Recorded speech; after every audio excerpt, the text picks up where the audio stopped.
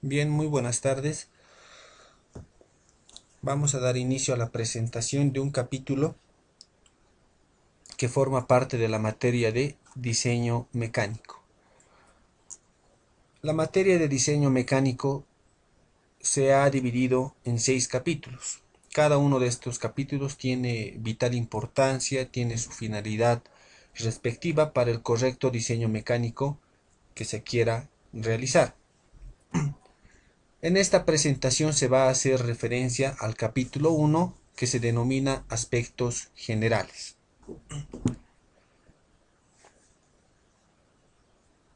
Para poder explicar mejor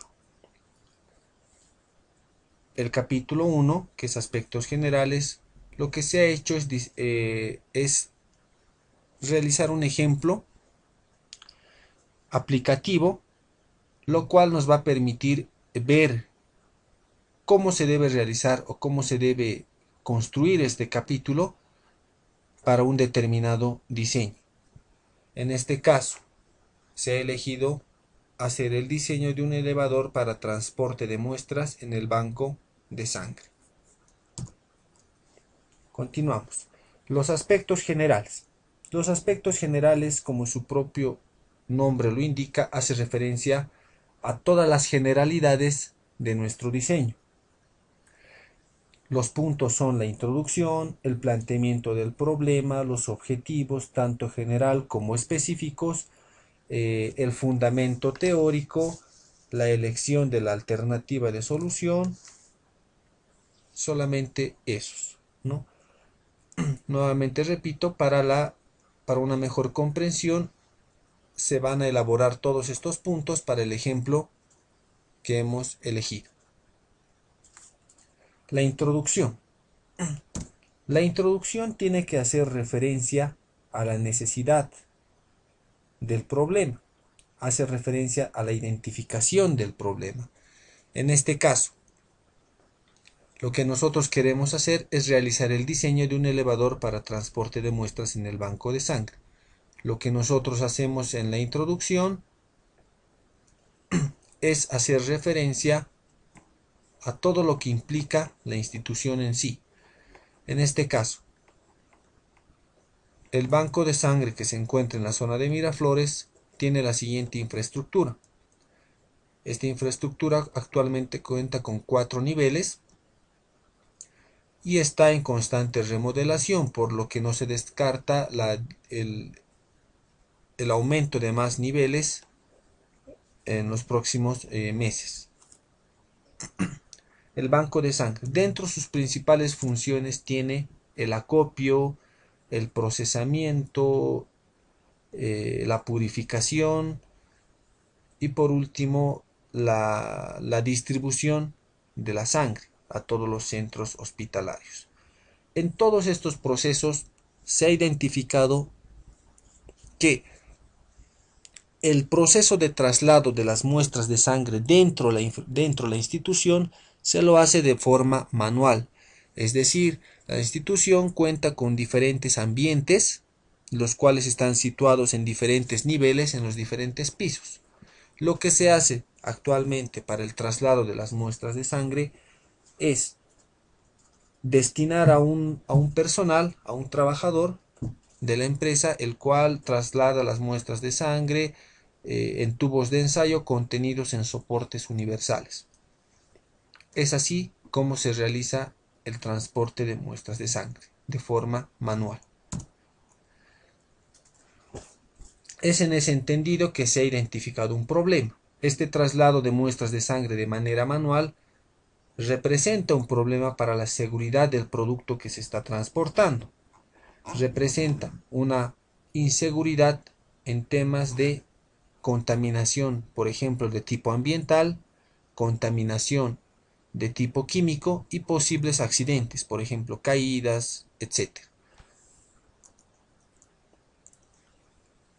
Con esto habríamos concluido lo que es la introducción. Posteriormente pasamos a lo que es el planteamiento del problema.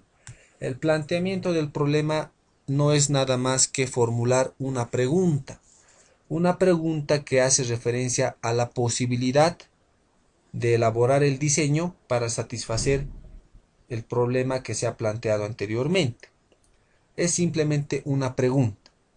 Para el ejemplo elaborado, que es el diseño del elevador para muestras de sangre, el planteamiento del problema es el siguiente. ¿Es posible diseñar un elevador para realizar el transporte de muestras de sangre? Simplemente hacemos referencia a la posibilidad de realizar el transporte, a la posibilidad de realizar el diseño. Bien. A continuación pasamos a los objetivos.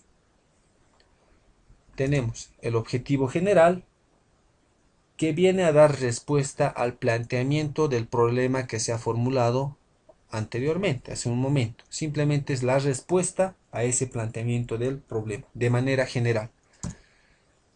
Para nuestro ejemplo, el objetivo general sería diseñar un elevador para realizar el transporte de muestras en el banco de sangre. Los objetivos específicos. Los objetivos específicos vienen a constituir o a construir al objetivo general.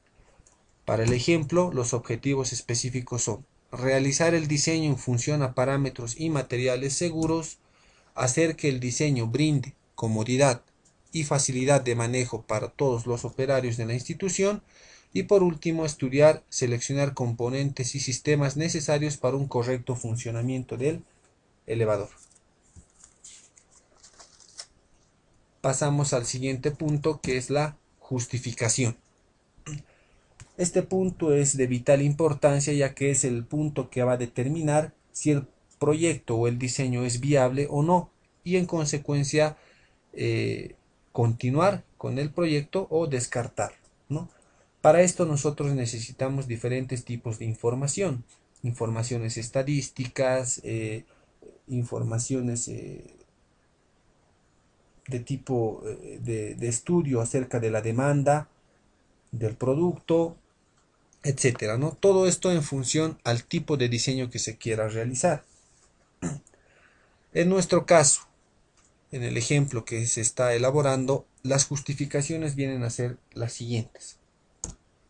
Son dos. La primera tiene que ver con la normativa que se debe cumplir. Según el estudio de la Organización Mundial de Salud y la Organización Panamericana de Salud, que son las instituciones que rigen y fiscalizan el funcionamiento de las instituciones que tienen este rubro de la sangre,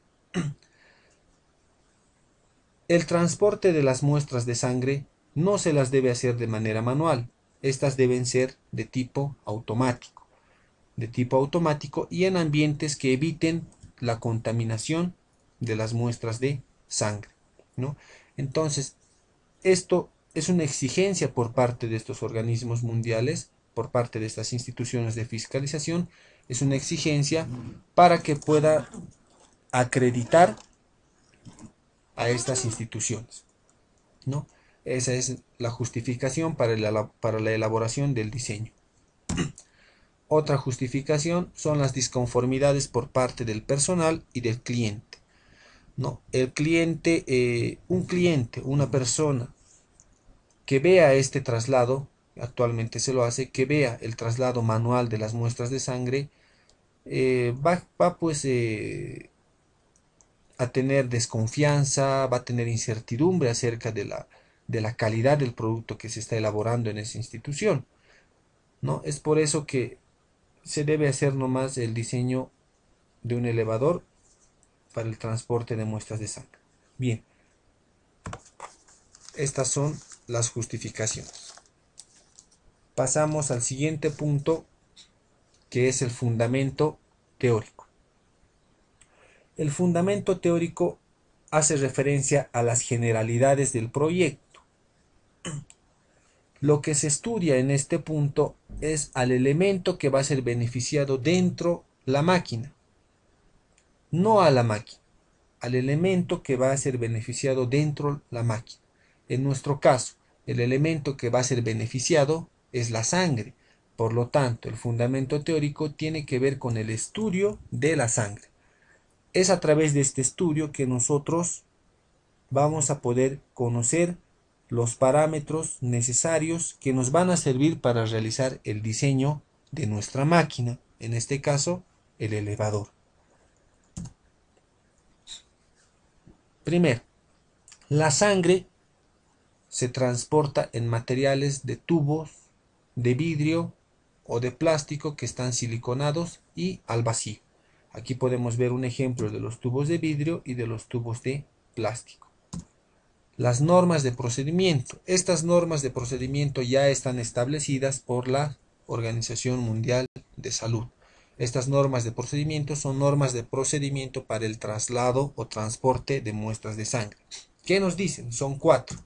La primera, que se debe evitar la contaminación de las muestras de sangre, la contaminación de todo tipo, contaminación de tipo ambiental, contaminación química, etc. Segundo, para el traslado de las muestras de sangre, estas no deben ser agitadas excesivamente, ya que al agitar excesivamente las muestras de sangre pierden textura. El tiempo de traslado debe ser menor a los 4 minutos. Si nosotros excedemos este tiempo de traslado, podemos generar la coagulación prematura de las muestras de sangre. Y por último, la temperatura. La temperatura no debe ser mayor a 37 grados centígrados, la temperatura de traslado. Si excedemos esta temperatura, también vamos a generar que la sangre se coagule más rápido.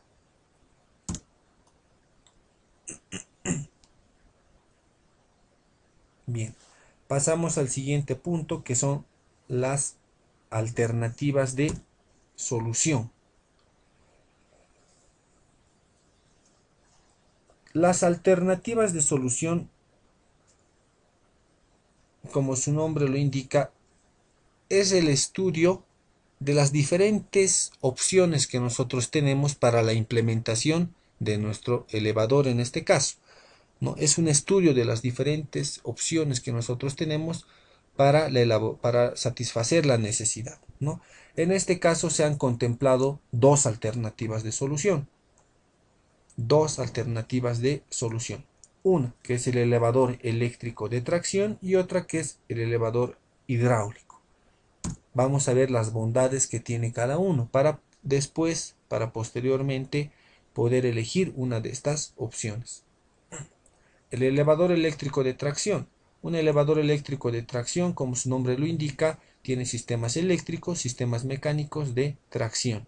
Y están constituidos, sus elementos principales son una cabina, el sistema de transmisión de movimiento se lo hace a través de un motor eléctrico y de un sistema mecánico de transmisión, ¿no?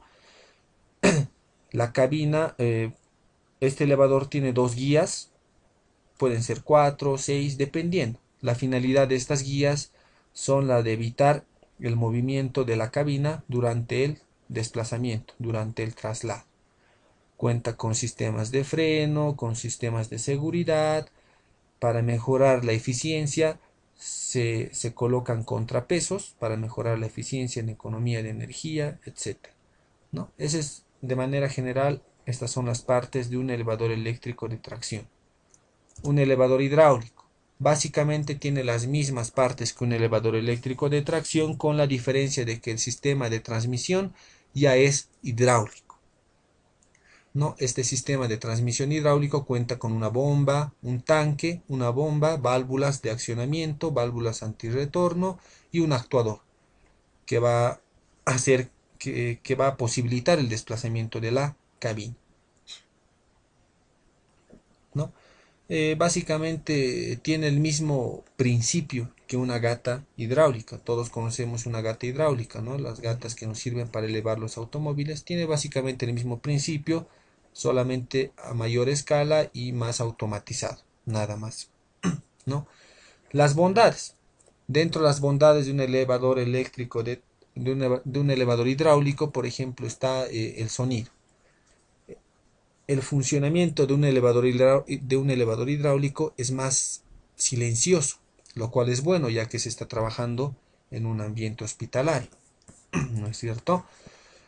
Esa es una de las bondades. Otra, el desplazamiento es mucho más suave, lo cual va a generar, como nosotros vamos a transportar muestras de sangre, va a posibilitar el control de estas muestras de sangre, no las va a agitar excesivamente, ¿no? Ya que el desplazamiento es mucho más suave que un elevador eléctrico de tracción.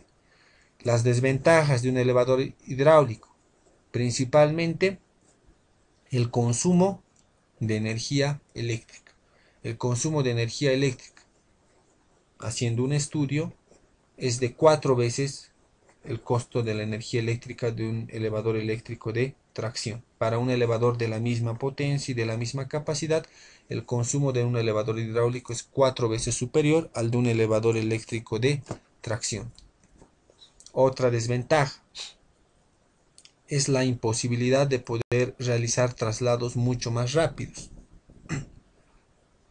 ¿no? La velocidad está limitada. Cuando se trabaja con energía hidráulica tenemos una limitante en la velocidad. Entonces nosotros estamos limitados a poder exceder una determinada velocidad. Bien, el elevador eléctrico de tracción. Las bondades que tiene un elevador eléctrico de tracción son las velocidades, la facilidad y la economía en el mantenimiento. Para el mantenimiento de un elevador eléctrico de tracción no se necesitan grandes cantidades económicas. Y las desventajas obviamente son el ruido, son un poquito más ruidosos, y las velocidades son muy bruscas, son rápidas pero bruscas. Las paradas son muy bruscas, lo cual puede generar agitación en las muestras de sangre, ¿no? Lo que nosotros vamos a hacer a continuación es elegir la primera alternativa de solución, que es la del elevador eléctrico de tracción. ¿Por qué? Principalmente por el tema económico y también porque las bondades que tiene el elevador hidráulico nosotros las podemos también contener o las podemos conseguir en un elevador eléctrico de tracción adicionándole un variador de frecuencia. ¿Qué es lo que va a hacer el variador de frecuencia? Hace que el desplazamiento de la cabina sea mucho más suave, inclusive sea más suave que un elevador hidráulico. Y también el sonido es mucho más, atenúa mucho más el ruido, ¿no? Por lo tanto, podemos incluir las bondades que tiene un elevador hidráulico en un elevador eléctrico de tracción. La alternativa de solución, ese es el siguiente punto, elegir la alternativa de solución. Es un elevador eléctrico de tracción, como hemos visto anteriormente, que contiene guías de desplazamiento, cabinas, cables, poleas, sistemas de transmisión mecánico que tienen que ver con poleas, ejes, reductores. La fuente de energía es un motor eléctrico, el cual va a estar controlado por un variador de frecuencia, ¿no? Y al variador de frecuencia a su vez va a estar controlado por un controlador lógico programable o un PLC. ¿Por qué un PLC? Porque, como dijimos anteriormente, el banco de sangre está en constante remodelación y posiblemente se adicionen pisos.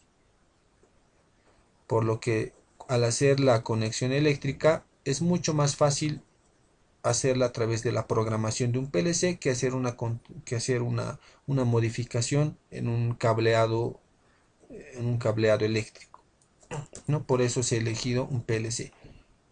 Todas estas partes, variador de frecuencia, PLC, motores, ejes, reductores, cables, poleas, desplazamientos, cabinas, etcétera, se los va a describir de manera muy detallada en el siguiente capítulo, que es la ingeniería del proyecto. Es ahí donde se utilizan principios, leyes físicas para poder realizar la selección de materiales, la selección de parámetros, criterios, etcétera, ¿no? Con esto nosotros habríamos concluido el primer capítulo, que son los aspectos generales, que como dijimos anteriormente tienen la finalidad de explicar el por qué se quiere realizar el diseño, formular los objetivos y por último elegir una alternativa de solución. Bien, con esto habríamos terminado la presentación del capítulo 1. Gracias.